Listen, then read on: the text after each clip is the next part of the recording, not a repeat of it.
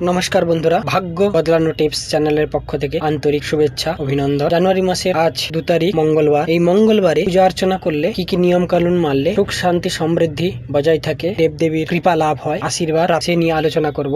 শুরু করা যায়। ভোর ব্রহ্ম মুহূর্তে ঘুম থেকে উঠে বিছানায় বসে করতালু দর্শন করবেন এবং আগের ভিডিওতে বলা আছে আমাদের হাতের তালুর মন্ত্র, ভিডিওটি দেখে মন্ত্রগুলো লিখে নেবেন। লিখে পুরুষ ডান পা মাটিতে ফেলবেন আর মহিলা হলে বাম পা মাটিতে ফেলবেন। ধরিত্রী মাতা এতে খুশি হন। শুদ্ধ হয়ে স্নান করে মঙ্গলবারে মা চণ্ডী, মা বিপত্তারিণী, মা বগলামুখী দেবী ও হনুমানজির পূজা অর্চনা করবেন। এর ফলে শারীরিক ও মানসিক শক্তি বৃদ্ধি পাবে, সাহস বাড়বে, মামলা মোকদ্দমায় জয়লাভ হবে, শত্রু কোনো ক্ষতি করতে পারবে না। বলা হয় মঙ্গলবারে সংকটমোচন বীর হনুমানের পুজো করলে, বগলামুখীর পুজো করলে, দেবদেবীর পুজো করলে সৌভাগ্য পাওয়া যায়, সকল বাধা বিঘ্ন কেটে যায়, কারণ তিনি সংকটমোচন বীর হনুমান। সমস্ত সংকট তিনি দূর করেন। জীবনের সংকট, বাধা বিঘ্নের সংকট, মামলা মোকদ্দমার সংকট যা কিছু থাকে তিনি দূর করেন। ভক্তি সহকারে পুজো করতে হয়। গেরুয়া বসন, লাল ফুল, লাল চন্দন এবং গেরুয়া সিঁদুর সহযোগে হনুমানের পুজো করলে সকল বাধা বিঘ্ন থেকে উদ্ধার পাবে। বলা হয় মঙ্গলবারে একজন দেবতার নয়, বেশ কয়েকজন দেবতার পুজো করা হয়, যেমন